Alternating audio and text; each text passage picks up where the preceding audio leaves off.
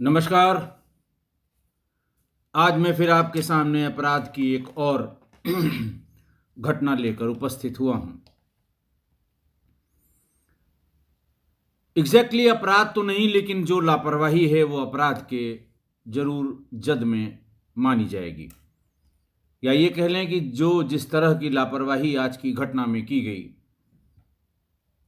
वो अपराध की ही श्रेणी में माना जाता है, जिसको क्रिमिनल नेग्लिजेंस भी कहते हैं। वाकया है 13 जनवरी 2002 का। जिला वही यानी जनपद वही लखनऊ और थाना है ठाकुरगंज। ठाकुरगंज में एक बड़ा हॉस्पिटल है जिसको टीबी हॉस्पिटल कहते हैं, ट्यूबरकुलोसिस का हॉस्पिटल है। और पुराना, बहुत पुराना, एस्टेब्लिश्ड और बहुत बड़ा हॉस्पिटल है। टीबी हॉस्पिटल वहां का एक माइलस्टोन भी है कि टीबी हॉस्पिटल से आगे पीछे बगल में ये सबसे प्रतिष्ठित हॉस्पिटल है ट्यूबरकुलोसिस का, और विशेषज्ञ हॉस्पिटल भी इसको कहते हैं। इसमें सारे वार्ड्स जैसे महिला, मैटरनिटी, पेडियाट्रिक्स, सामान्य अस्पतालों में जितने भी वार्ड होते हैं वो सभी वार्ड यहाँ पर मौजूद हैं। पर मरीज सिर्फ टीबी यानी ट्यूबरकुलोसिस के आते हैं, चाहे वो नवजात शिशु का हो, चाहे गर्भस्थ महिला का हो, सामान्य महिला का हो या सामान्य पुरुष का हो।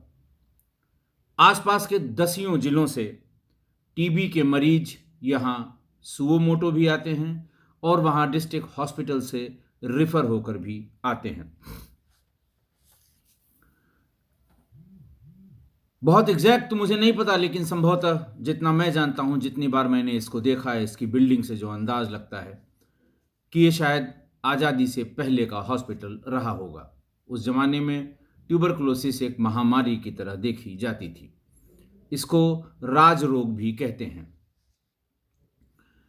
मेरे इस हॉस्पिटल के बारे में इतना बताने का जो आशय है वो ये है कि ये न तो नया हॉस्पिटल है, न नौसिखिए डॉक्टर हैं यहाँ पर, न अनक्वालिफाइड डॉक्टर हैं, न प्राइवेट डॉक्टर हैं, या न तो ये प्राइवेट हॉस्पिटल है। बहुत सीनियर डॉक्टर्स जो चेस्ट स्पेशलिस्ट होते हैं, ट्यूबरकुलोसिस के स्पेशलिस्ट होते हैं, उन्हीं की यहाँ पोस्टिंग होती है। बहुत लंबे लंबे समय तक ये लोग रहते हैं यहाँ और इनका बड़ा सम्मान किया जाता है।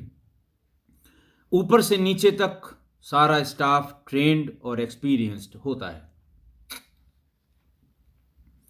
पर एक घटना ऐसी हुई कि बस आप भी सुनकर हैरान हो जाएंगे। हरदोई जिले के संडीला तहसील के बभनौआ गांव के 55 वर्षीय श्री सुखलाल गौतम गंभीर टीबी की हालत में जिला अस्पताल हरदोई से रिफर होकर 6 जनवरी को यहाँ टीबी हॉस्पिटल आए। उनको वार्ड नंबर 5 और बेड नंबर 49 में जगह दी गई। डॉक्टर्स ने उनका इलाज शुरू किया। आपको मैं बता चुका हूँ कि ये स्पेशलिस्ट हॉस्पिटल है टीबी का। रेफरेंस या रिफ़र होकर ये डिस्ट्रिक्ट हॉस्पिटल हरदोई से आए थे, लिहाजा इनका इलाज टीबी के लिए ही किया जाने लगा।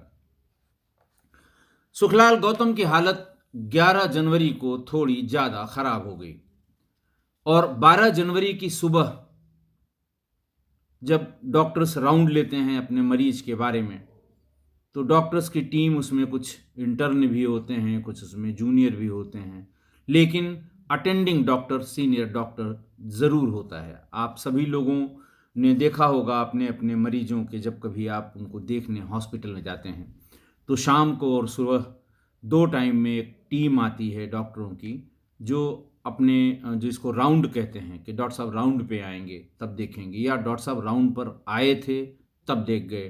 तो राउंड पर आई हुई इस टीम ने उनको जांचा, परखा और ये कहा कि ये मृत्यु इनकी हो चुकी है, ये मृत घोषित किए जाते हैं। उस दरमियान जब डॉक्टर्स ने बताया कि इनकी मृत्यु हो गई है, उसका भतीजा, सुखलाल गौतम का भतीजा रामप्रसाद और रामप्रसाद की पत्नी उसके साथ में मौजूद थे। वहाँ वो लोग डॉक्टर्स बता के चले गए, स्टाफ को उन्होंने हिदायत दी कि भाई इनका डेथ सर्टिफिकेट बना दीजिए और इनसे कहिए बॉडी अपने घर ले जाएं। डॉक्टर्स की टीम राउंड जब ख़त्म हो गया, वो चले गए, तो वहाँ के स्टाफ ने बताया कि आप डिस्पेंसरी से, हॉस्पिटल की डिस्पेंसरी से क्लियरेंस और अपनी दवा इलाज के जो कागजात हैं उसकी फ़ाइल लेकर आइए, और जब क्लियरेंस हो जाएगा तब आपको हम डेथ सर्टिफिकेट इशू कर देंगे, मृत्यु प्रमाण पत्र आपका हम दे देंगे। रामप्रसाद और उसकी पत्नी रोते बिलखते रहे, क्योंकि वो पिछले 4-5 दिन से उनकी तीमारदारी में लगे हुए थे। रामप्रसाद भाग के डिस्पेंसरी गया, वहाँ से उसे क्लियरेंस लेना था, जो दवा इलाज के पर्चे थे वो लेने थे, और जो जांचें हुई थी उनकी फाइल भी लेनी थी। सब कुछ वो मुहर लगवा के उसे ले आना था ताकि उसका डेथ सर्टिफिकेट बन जाए। जब वो भाग दौड़ कर रहा था बाहर जाकर, इसी बीच में हॉस्पिटल के कर्मचारी आ गए। वो अपने साथ वो जो पहिए पे चलने वाला स्ट्रेचर होता है वो ले आए, और मृत सुखलाल गौतम को उन लोगों ने सहारा देकर उस स्ट्रेचर पर लिटा दिया। भतीजे, सुखलाल गौतम के भतीजे रामप्रसाद की पत्नी जो वहाँ मौजूद थी, उसने पूछा कि भैया कहाँ ले जा रहे हैं? उन्होंने कहा अरे कहीं नहीं, सामने ओपीडी के ठीक सामने शवगृह है जहाँ डेड बॉडीज़ रखी जाती हैं, हम इसको ले जाकर वहाँ रख देंगे, तब तक यहाँ पर इस बेड को हम तैयार करेंगे, कोई नया मरीज आ गया है। क्योंकि बेड सब भरे हुए हैं इसलिए इनको वहाँ रख देंगे, जब आपका डेथ सर्टिफिकेट आ जाएगा, आपके हस्बैंड आ जाएंगे, तो फिर डेथ सर्टिफिकेट दिखा के अपने मरीज को शवगृह से ले जा सकते हैं। उसने कहा कि बस 5-7-10 मिनट में आ रहे होंगे, काम उनका लगभग हो गया होगा, तो वो आ जाएं तब आप इन्हें ले जाइए। कर्मचारियों ने कहा कि ऐसी कोई बात नहीं है, यहाँ सारा स्टाफ आपको बता देगा कि बॉडी कहाँ रखी हुई है। मैं फिर से बता देता हूँ कि ओपीडी के ठीक सामने, टीबी हॉस्पिटल की ओपीडी के ठीक सामने शवगृह है जहाँ डेड बॉडीज़ रखी जाती हैं। तो लिहाजा आप परेशान मत होइए, जब भी आपके पति आएंगे वहाँ पहुँचकर डेथ सर्टिफिकेट दिखाकर अपने शव को, अपनी डेड बॉडी को ले जा सकते हैं। रामप्रसाद की पत्नी अपने ससुर ही लगे उनके, ससुर के शव के साथ उन कर्मचारियों के, वो देखने के लिए कि कहाँ रखे जा रहे हैं, ताकि पति के वापस आने पर वो उनको बता सकें। वो उनके साथ चली गईं। केयरटेकर ने दरवाज़ा खोला और जो ये कर्मचारी थे उस डेड बॉडी को ले जाकर भीतर इन्होंने रख दिया। रामप्रसाद की पत्नी ने भी दूर से देखा बॉडी कहाँ रखी जा रही है। इसके बाद केयरटेकर ने ताला बंद किया और वो वहाँ से चला गया। इतनी देर में भतीजा रामप्रसाद वो सारे कागजात, क्लियरेंस की मुहर, ये सब लगवा के ले आया, और उससे ये कहा गया था कि इन कागजात पे डॉक्टर्स के, अटेंडिंग डॉक्टर्स के, जो भी वहाँ वार्ड में डॉक्टर होंगे उनसे काउंटर साइन करा कर ले आइए ताकि हम आपका डेथ सर्टिफिकेट दे सकें।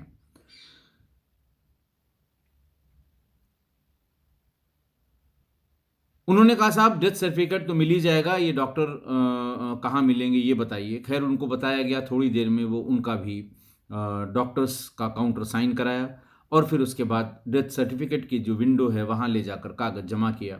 उससे कहा गया कि थोड़ी देर में आके अपना सर्टिफिकेट ले जाइएगा, लेकिन सर्टिफिकेट ले जाके अपने डेड बॉडी को यहाँ से अपने घर ले जाइएगा, वहाँ अब जगह नहीं बची है। ज़्यादातर लोग यहाँ पर बॉडीज़ को रख के चले जाते हैं, लेने नहीं आते हैं। उसका कारण था कि उस ज़माने में, यानी 50 के दशक में, टीबी बहुत ही घातक और छूत का सबसे बड़ा रोग हुआ करता था, और इसका खौफ इतना था कि लोग टीबी के मरीज के नज़दीक नहीं जाते थे। गांव में हम लोगों ने भी अपने गांव में देखा है कि बड़े बुजुर्ग जिनको खांसी बहुत आती थी, पूरा घर ये मान लेता था कि इनको टीबी हुई है, तो वो उनको गांव से बहुत बाहर, अगर कोई पीपल का पेड़ मौजूद है तो ठीक, नहीं तो किसी और पेड़ के नीचे वहीं उनके रहने की एक टेम्परेरी व्यवस्था कर दी जाती है। छोटी फूस की छप्पर डाल दी जाती है, या कोई ऐसी व्यवस्था जहां वो रह सकें। घर वाले वहाँ से कम 10-15 फीट दूर पर उनका खाना और बाकी सामान वहाँ रख देते हैं, और मरीज को ही अपने बर्तन साफ़ करने होते हैं, अपने कपड़े साफ़ करने होते हैं, सुखाने होते हैं। मरीज का छुआ हुआ कोई भी सामान वापस घर में नहीं जाता है। छूत का रोग था, कंटिगुअस डिसीज थी, तो इसलिए उस ज़माने में इसका थोड़ा प्रिकॉशन लिया जाता था। और राज रोग इसलिए भी कहते थे कि उस ज़माने में इसका बहुत ज़्यादा इलाज संभव नहीं था। खाली परहेज पर और देशी दवाओं पर लोग भरोसा करते थे और उसी से कहते थे कि टीबी ठीक हो जाएगी। यहाँ तक कि टीबी के मरीज की मृत्यु हो जाने पर उसको जलाया भी नहीं जाता था। हिंदू धर्म में जो जलाने की प्रथा है वो जलाते भी नहीं थे। उसे नदी के किनारे ले जाकर, या तो अगर नदी तेज है तो प्रवाह कर देते थे, और नहीं तो नदी के किनारे गीली मिट्टी में काफ़ी गहरा खोद के उसको उसी में गाड़ देते थे। मुस्लिम्स में इसको वैसे भी दफनाते थे और वैसे भी ज़मीन में दफना देते हैं। उसके पीछे कारण जो उस समय बताया जाता था वो ये था कि जलाने में टीबी के विषाणु, कीटाणु ये और ज़्यादा फैलेंगे। इसलिए ऐसे शव को जो टीबी का मरीज हो उसे जलाया नहीं जाता था। और एक सिफत और कि जब ऐसे मरीज की गांव के बाहर किसी बाग में, बगीचे में, पीपल के नीचे अगर मृत्यु हो जाती थी तो घर वाले उसे नहीं छूते थे। उस शव को वहां से और जहां इसे गाड़ना है, बहाना है या दफनाना है, वहां तक ले जाने के लिए भी वो जो गांव के सबसे दलित, शोषित, कमजोर लोग होते थे उनको बुलाया जाता था कि बॉडी को वहां तक ले जाइए। अब सोचिए इसमें क्या तुक हो सकता है। आखिर आदमी वो भी थे, इंसान वो भी थे, इन्फेक्शन उनको भी हो सकता है। लेकिन चूंकि सदियों से ज़माने से ये चला आ रहा है कि साहब टीबी के मरीज को छूना नहीं है, उसके नज़दीक नहीं जाना है, जाएंगे तो आपको भी टीबी हो जाएगा। इसलिए ऐसे लोगों का, जिनका कोई नहीं है, उनका सहारा लेकर इन डेड बॉडीज़ को वहाँ से गंतव्य तक पहुँचाया जाता था। थोड़ी देर में सुखलाल का भतीजा मृत्यु प्रमाण पत्र लेकर आ गया। उसने बनवा लिया और ले आया। अपनी पत्नी को बताया कि तुम यहीं बाहर इंतज़ार करो, वहीं बाहर एक बड़ा सा पेड़ भी है, उनका तुम यहीं बैठ के इंतज़ार करो, मैं ज़रा बाहर जाकर पीसीओ से अपने नाथित घर वालों को, जिन टेलीफोन से खबर करनी है, प्रधान को फ़ोन करके खबर कर देता हूँ ताकि सब लोग आ जाएं। दूसरा ये है कि जब वो लोग आ जाएंगे तो बॉडी लेकर किसी गाड़ी से ही हरदोई, संडीला दूर पड़ेगा वहाँ से, वहाँ लेकर जाना पड़ेगा। 1.5-2 घंटे का रास्ता होता है। हरदोई स्टेशन और लखनऊ स्टेशन के बीच का स्टेशन है संडीला। जिन लोगों को लखनऊ की जानकारी है वो जानते होंगे कि केजीएमसी यानी किंग जॉर्ज मेडिकल कॉलेज के ठीक बगल में बड़ी सड़क है, चौड़ी सड़क है और किनारे जगह भी है। वहाँ लाइन से 50 गाड़ियाँ डेड बॉडीज़ को ले जाने के लिए लगी रहती हैं।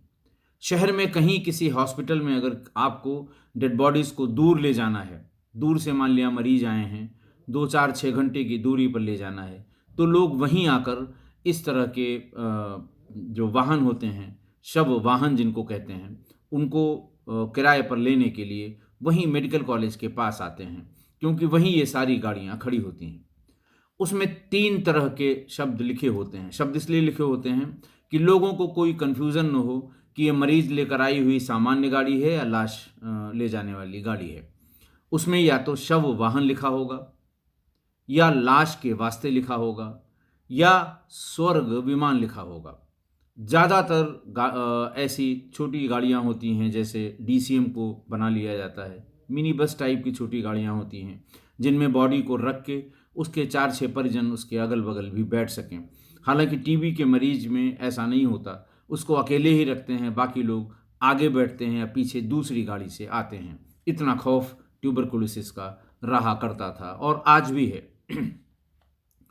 तो वो स्वर्ग विमान का किराया तय करने के लिए वहाँ से मेडिकल कॉलेज चला गया। वहाँ घंटे 2 घंटे में उसने अपना जो भी उन लोगों की आर्थिक सामर्थ्य रही होगी, एक तय करके एक गाड़ी वहाँ से टीबी हॉस्पिटल ठाकुरगंज ले आया। तब तक करीब 5:30 बज चुके थे। वो अपने परिजनों के आने का इंतज़ार कर रहा था। लगभग 5:30 बजे सुखलाल के और उसके भतीजे रामप्रसाद के परिजन आ गए, जिसमें सुखलाल का 20 साल का बेटा गुड्डू भी आया हुआ था। सभी लोग रो रहे थे और गुड्डू भी उसी रोने पीटने में शामिल हो गया।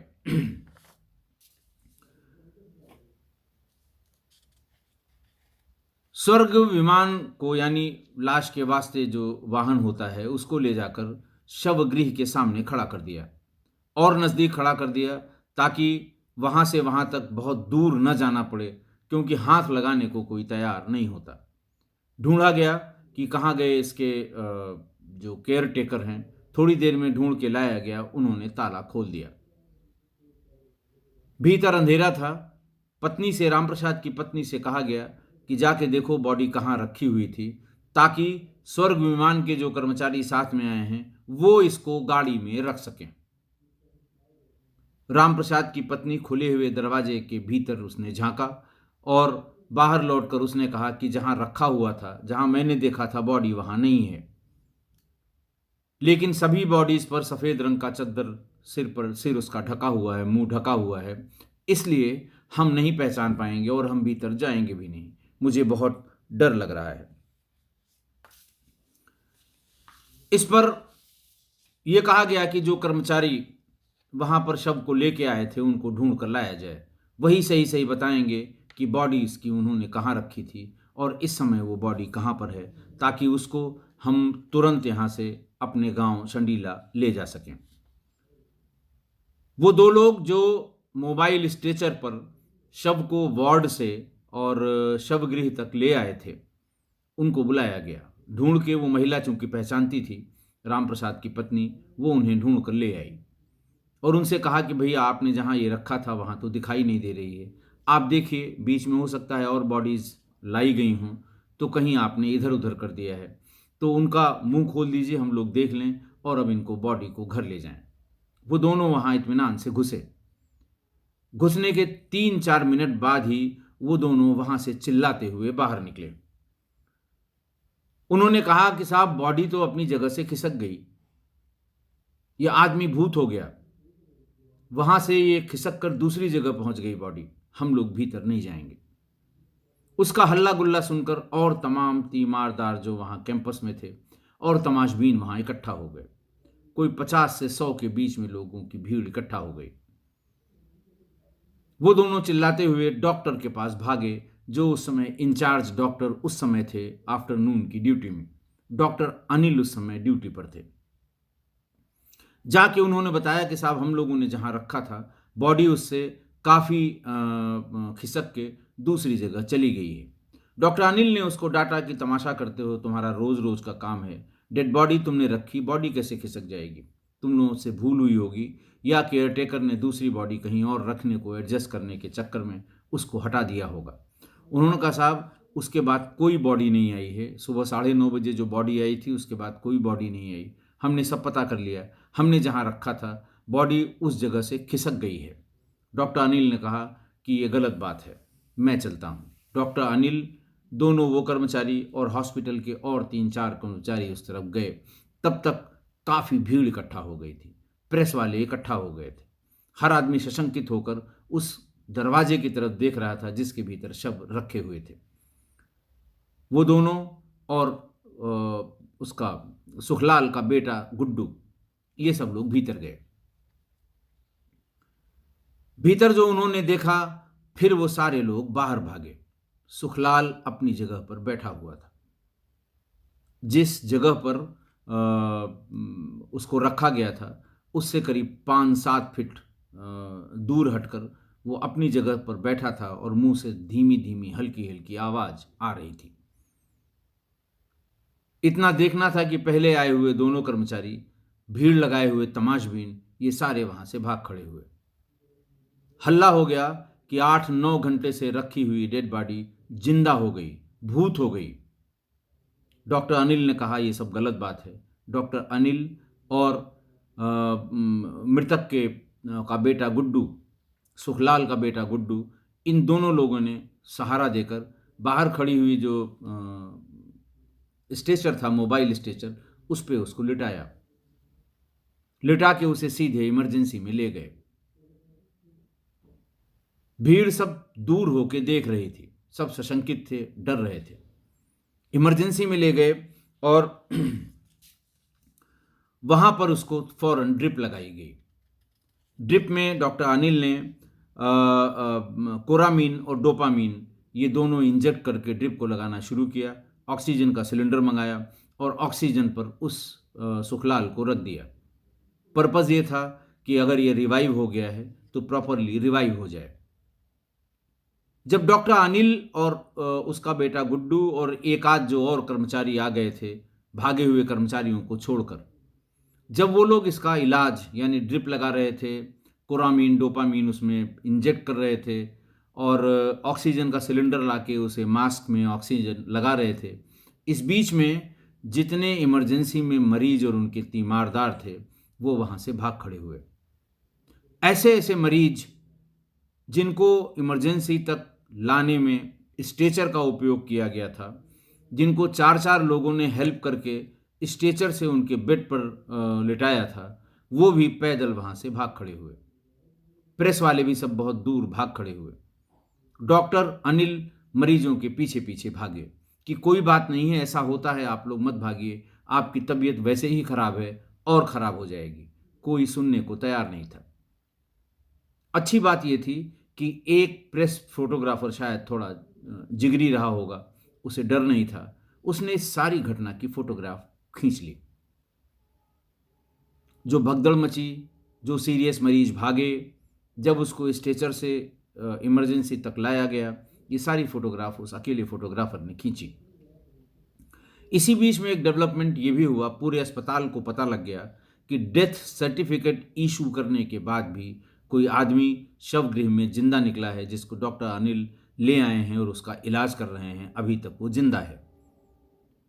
तो डेथ सर्टिफिकेट इशू करने वाले उस डिपार्टमेंट या वो उस वार्ड के जो महिला कर्मी थीं, वो सब भाग के सुखलाल के बेटे गुड्डू के पास पहुंची और उन्होंने कहा कि तुम अपना ज़रा डेथ सर्टिफिकेट दिखा दो।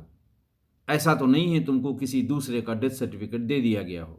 बहाने बनाकर जैसे ही गुड्डू ने वो उसको लगा कि शायद जेन्युइनली ये लोग पूछ रहे हैं, जैसे ही गुड्डू ने वो डेथ सर्टिफिकेट निकाला, वैसे ही एक महिला कर्मचारी उसके हाथ से छीन कर भाग गई। आप समझ सकते हैं डेथ सर्टिफिकेट क्यों छीना गया होगा और छीनने के बाद उसका क्या हुआ होगा। जिस सीरियल नंबर पर वो इशू होगा उसकी एक कार्बन कॉपी भी होगी, फाइनली वो भी उस रजिस्टर से गायब हो गई होगी। डेथ सर्टिफिकेट किसको रिसीव कराया जाता है, वो भी एक कॉलम होता है रजिस्टर में, वो भी काटा पीटा गया होगा। ये सब अस्पताल में ही संभव है, वो भी सरकारी अस्पताल में। अगले दिन सारे अखबारों में डॉक्टरों की इस लापरवाही की खबर फ्रंट पेज पर छपी। हर जगह यही बात लिखी गई कि डॉक्टरों की लापरवाही से एक जीवित व्यक्ति को मृत घोषित कर दिया गया, डॉक्टरों या डॉक्टरों के समूह की लापरवाही से। इसकी जांच होनी चाहिए और जिस किसी ने, अकेले डॉक्टर ने या सारे लोगों ने मिलकर ऐसा किया है, उनको सजा मिलनी चाहिए। जेन्युइन सी भी बात है कि एक आदमी जिंदा था, या ये तो मैं नहीं कह सकता कि वो जिंदा था, इन्होंने मृत घोषित कर दिया। अकेला डॉक्टर तो ऐसा कर सकता था, लेकिन राउंड पर आए हुए 3-4 डॉक्टर, सभी का ये कंक्लूज़न हो, सभी का ये मानना हो, सबका ऑब्जर्वेशन हो कि ये मर चुका है, तो ऐसे में ये गलती कहीं न कहीं तो हुई होगी। बहरहाल जांच के आदेश भी दे दिए गए। प्रेस के उस आउटक्राई को, प्रेस के उस चिल्लाहट को, चिल्लपों को शांत करने के लिए डिस्ट्रिक्ट मजिस्ट्रेट की तरफ से इस पूरे प्रकरण की जांच के आदेश कर दिए गए। आज की घटना एक बड़े अस्पताल, प्रतिष्ठित अस्पताल, स्टेब्लिश्ड अस्पताल में डॉक्टरों का समूह जो मॉर्निंग राउंड पर गया था, उसने इतनी बड़ी लापरवाही की कि 8 घंटे तक एक जिंदा आदमी को मुर्दों के साथ रख के बाहर से ताला बंद करना पड़ा। इस बीच में वो होश में आया, इस बीच में वो उठकर बैठा, इस बीच में वो बोलने की ताकत शायद नहीं थी, वो फुसफुसाता रहा। आप जरा सोचिए उस पे क्या बीती होगी। जिधर नजर दौड़ाता होगा उधर मुर्दे ही मुर्दे पड़े हैं, बाहर से ताला बंद है, चल नहीं सकता कि बाहर जाके दरवाजे को खटखटाए, बोल नहीं सकता क्योंकि उसके मुंह से सिर्फ फुसफुसाहट की आवाज आ रही थी। और मेरे पूरे करियर का ये एक्सपीरियंस है कि इलाज में लापरवाही के अपराध में डॉक्टर्स 99% डॉक्टर्स के खिलाफ कोई कार्रवाई नहीं हुई है या नहीं होती है। आप भी हफ्ते 10 दिन में जरूर ऐसे खबरों से रूबरू होते हैं कि इलाज में लापरवाही का आरोप डॉक्टर पर लगा, परिजनों ने हंगामा किया, कभी कभी नर्सिंग होम में तोड़फोड़ भी हुई। माननीय सर्वोच्च न्यायालय का एक आदेश है कि किसी एफआईआर पर तुरंत किसी डॉक्टर को अरेस्ट नहीं किया जा सकता। इलाज में उसने लापरवाही की है या नहीं की है, ये पुलिस का इन्वेस्टिगेटिंग ऑफिसर डिसाइड नहीं करेगा। ये एसडीएम या कोई फर्स्ट क्लास मजिस्ट्रेट डिसाइड नहीं करेगा। डिस्ट्रिक्ट मजिस्ट्रेट के आदेश पर एक डॉक्टरों का पैनल गठित किया जाएगा और डॉक्टर ही ये समझ पाएंगे कि संबंधित डॉक्टर जिस पर आरोप है उसने इलाज सही किया था कि नहीं किया था। और डॉक्टर्स की फ्रेटर्निटी इतनी स्ट्रांग है, इतनी स्ट्रांग है कि जब जब ऐसे आरोप में सीएमओ, डिप्टी सीएमओ या और सीनियर डॉक्टर्स की कमेटी बनाकर जांच कराई गई तो 99% केसेस में आरोपी डॉक्टर बरी कर दिया गया और ये कहा गया कि साहब इसने बिल्कुल सही दवा दी थी। कारण उसका ये है कि उससे रिलेटेड सारे डॉक्यूमेंट, जिसको एविडेंस कहते हैं, वो हॉस्पिटल कभी नहीं देता। जांच के समय वो मनमाफिक पर्ची बनाता है, मनमाफिक चीज़ें लिखता है। बेड हेड टिकट, बीएसटी जिसको कहते हैं, जो आपके अस्पताल के आपके बेड के किनारे सिरहाने की तरफ लटका के रखा जाता है। विजिटिंग डॉक्टर्स उसमें आपका टेम्परेचर, आपका बीपी, आपका शुगर, आपकी पल्स, ये सब नोट करते हैं। उसका पीरियड है कभी 4 घंटे में, कभी 6 घंटे में। जांच के समय ये सब कोई चीज़ नहीं मिलती है, इसलिए साक्ष्य के अभाव में हमेशा घोर लापरवाही में अगर किसी की जान गई है उसमें भी डॉक्टर्स के खिलाफ कार्रवाई नहीं हुई है। आप भी नज़र दौड़ा कर देखें, आपके अड़ोस पड़ोस जानने सुनने वालों में तमाम ऐसे लोग होंगे जो ये कहेंगे कि डॉक्टर्स ने इलाज में लापरवाही की, लेकिन डॉक्टर्स का कुछ नहीं बिगड़ा। एक ऐसा क्लोज सर्किट है इन डॉक्टर्स का। बहुत अच्छे अच्छे डॉक्टर भी हैं, लेकिन जब बात प्रोफेशन की आ जाएगी, जब बात किसी ब्रदर डॉक्टर की आ जाएगी, तो फिर वो सारी चीज़ें भूल जाते हैं। सारे डॉक्टर कभी खराब नहीं हुए और डॉक्टर तो भगवान का दर्जा होता है उनका। जिस समय आप या हम बीमार पड़ते हैं, वो डॉक्टर भगवान की तरह दिखाई देता है। उससे मुंह से निकला हुआ एक एक शब्द, वो लगता है अगर उसने कहा कि आप 6 घंटे पानी नहीं पिएंगे तो बिल्कुल कोई पानी नहीं पीता है, कि अगर ये कह रहे हैं तो कोई बात होगी। अगर उन्होंने कहा कि आप चावल और दही नहीं खाएंगे तो कोई नहीं खाएगा। लेकिन फिर भी जो 2 4 6 डॉक्टर इस प्रोफेशन को बदनाम करते हैं, आपने बहुत ढेर सारे इसके किस्से सुने होंगे। उनको दंड मिलना चाहिए, लेकिन यही सीनियर डॉक्टर्स, यही ओहदेदार डॉक्टर्स उनको दंड देने में कोताही कर देते हैं। मैं किस्सा गोई परिवार के अपने सभी सदस्यों से जो सुनते हैं इसको यही अनुरोध करूंगा कि आपका मरीज, जब भी आप किसी क्रिटिकल सिचुएशन में या नॉर्मल सिचुएशन में अस्पताल में हैं, तो मरीज को जो आपका बेड हेड टिकट है उसकी अपने मोबाइल से फ़ोटो ले लें। जो उसको इंजेक्शन दिया जाना है, जो टेबलेट्स दिए जाने हैं, वो सब आप खरीद के लाते हैं या अस्पताल से सप्लाई होते हैं, वो सब आपके बगल में जो छोटा सा स्टूल होता है ट्रे वाला, उसमें रखा जाता है। डॉक्टर्स बेड हेड टिकट पे ही प्रिस्क्रिप्शन भी लिखते हैं। उन सब की कोई आपका कुछ नहीं जाएगा। मोबाइल निकालिए, उसमें एक फोटोग्राफ उसकी बना लीजिए, कैद कर लीजिए, ताकि अगर कभी आपको ये शक हो कि मेरे इलाज में या मेरे परिजन के इलाज में कोई लापरवाही हुई है, तो आप कम से कम सही डॉक्यूमेंट तो उस पैनल के सामने रख सकते हैं। उसमें डॉक्टर्स को, जो भी डॉक्टर हैं, जिस किसी ने लापरवाही की है, उनको मनमानी करने का मौका नहीं मिलेगा। आशा है आप मेरी इस बात से सहमत होंगे। आज के लिए बस इतना ही। अगर डॉक्टर्स की बारे में जो मैंने कोई चीज़ ऐसी गलत नहीं कही है, आप बराबर देखते हैं, आप गूगल सर्च कर लीजिए, कभी कैंची छोड़ दिया, कभी तौलिया छोड़ दिया, वो भी डॉक्टर ही हैं और सर्जन हैं। वो ये कह के निकल जाते हैं, साहब मैंने ऑपरेट कर दिया था, नर्स ने छोड़ दिया होगा। ऐसा कैसे हो सकता है? आपने ओपन किया है, आप इंश्योर करते कि प्रॉपरली क्लोज भी हो। मेरा किसी इस प्रोफेशन के प्रति कतई कोई दुर्भावना नहीं है।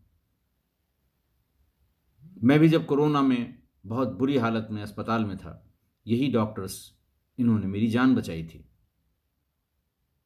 तो सब डॉक्टर ऐसे नहीं होते, लेकिन जो होते हैं, जो गलती करते हैं, उनको दंड जरूर मिलना चाहिए। आज के लिए बस इतना ही। मेरी मेल आईडी नोट कर लें, अगर आपको इस सिलसिले में और कुछ बताना हो, कहना हो, एक्सपीरियंस कोई शेयर करना हो। rajeshpande61@gmail.com, RAJESHPANDEY61@gmail.com। आज के लिए बस इतना ही। बहुत बहुत धन्यवाद।